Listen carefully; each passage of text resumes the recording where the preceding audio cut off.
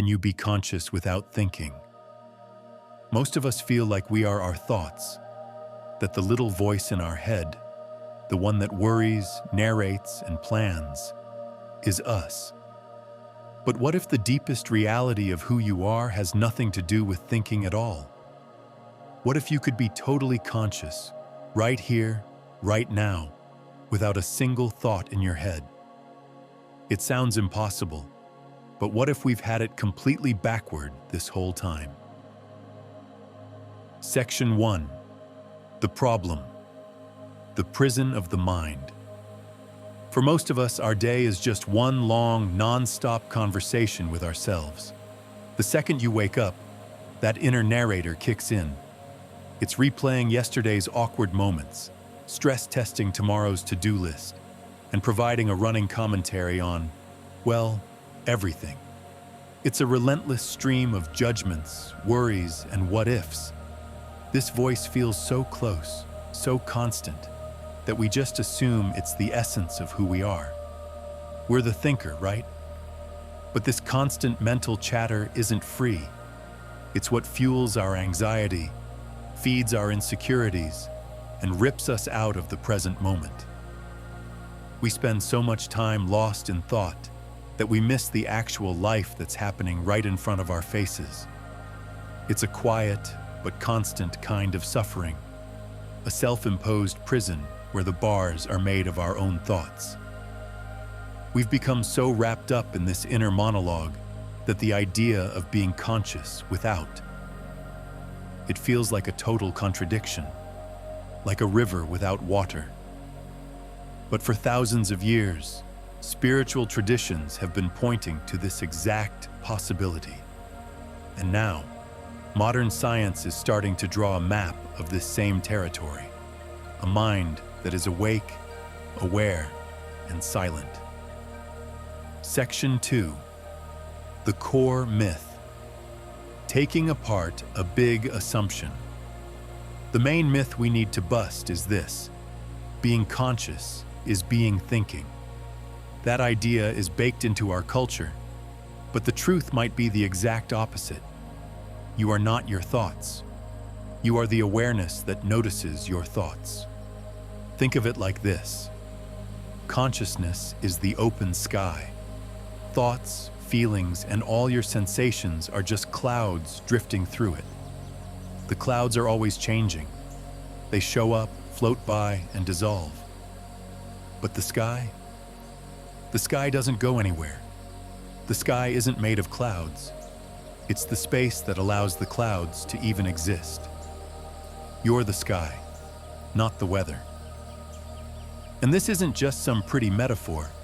It points to a real phenomenon that scientists are studying, sometimes called pure awareness or minimal phenomenal experience. This is a state where you're conscious, but there's no content. The stream of thoughts has gone quiet, but the background of awareness itself is still there, still on. Getting this distinction is the first step to a radically different way of experiencing yourself. It's the key that unlocks the prison door. Section 3. The scientific evidence beyond thought. For centuries, this whole idea of pure awareness was left to mystics and master meditators. They talked about a silent, bright presence that exists underneath all the mental noise. But today, neuroscience is finally giving us a scientific language to talk about this, bridging that gap between ancient wisdom and modern research. A really fascinating voice here is neuroscientist Antonio Damasio. His work suggests that consciousness doesn't start with complicated thoughts, but with something way more basic: feeling.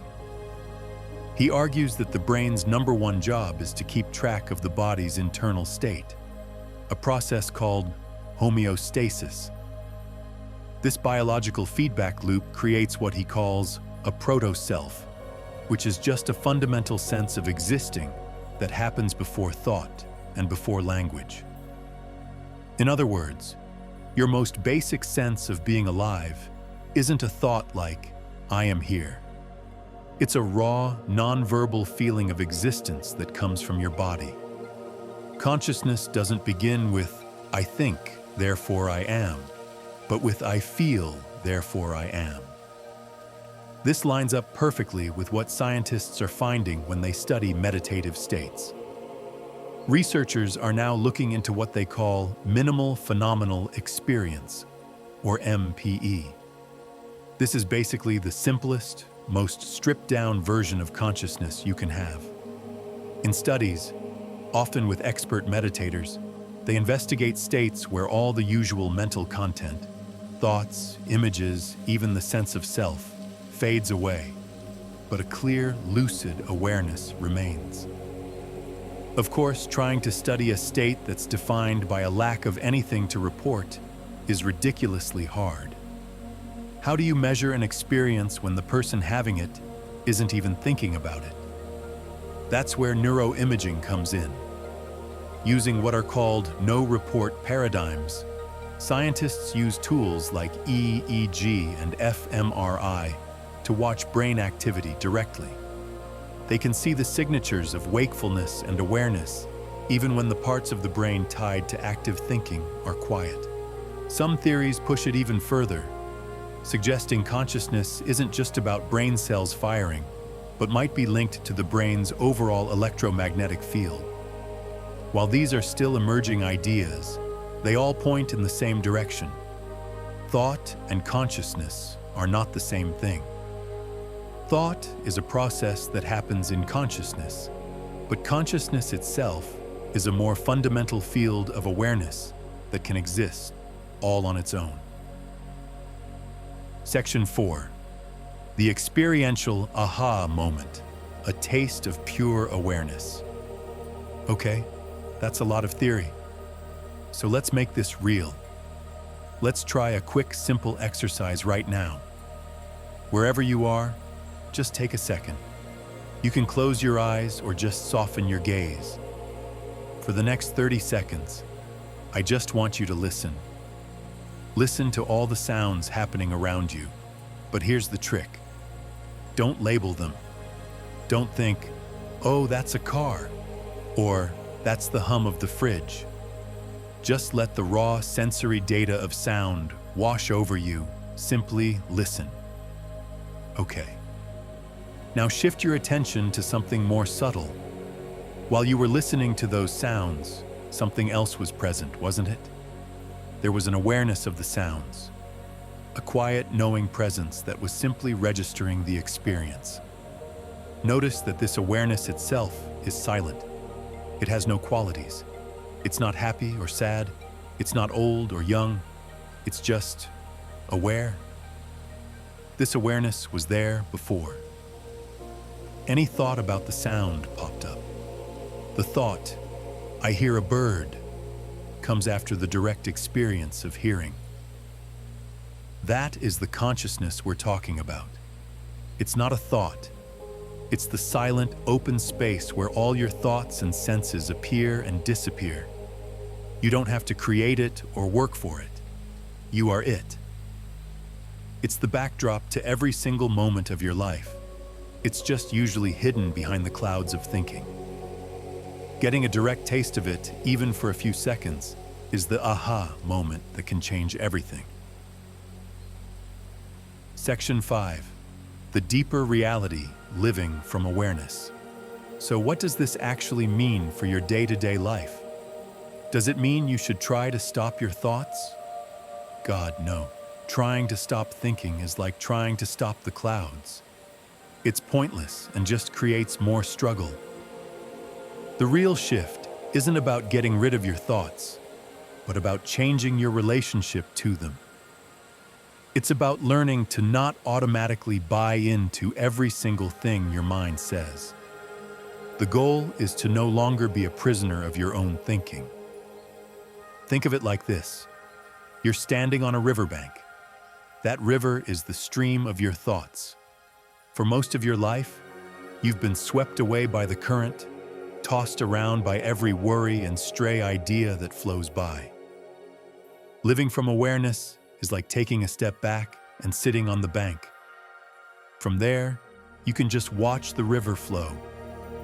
The thoughts still come. The water still moves, but you're no longer at its mercy. You are the calm, steady witness on the shore. This is exactly what practices like meditation are for. Whether it's focusing on your breath or just openly monitoring whatever comes and goes in your mind, you're training yourself to rest in that background awareness. You're strengthening your sit on the riverbank muscle. With practice, this isn't just something you do with your eyes closed. It starts to seep into your everyday life. You start finding a sense of space, even in the middle of a stressful meeting. You can listen to people more deeply because your inner commentator isn't busy scripting your reply. You become less reactive, more present, and more connected to the simple reality of this moment. You realize the peace you were looking for wasn't in changing your thoughts, but in discovering the silent space that was already there, holding it all. Conclusion. The big takeaway here is a profound one. You are not your mind. You are not the voice in your head. You are the silent, spacious awareness that hears that voice and witnesses the world. This awareness is always here. It's always peaceful, and it's completely untouched by the drama of your thinking. Realizing this, not just as a cool idea, but as a direct experience, is the key to genuine freedom. If this resonated with you, consider subscribing for more journeys into how our minds work and how to live a more present life. I would genuinely love to hear from you. Have you ever had one of those moments of pure, quiet awareness? Share your story in the comments below.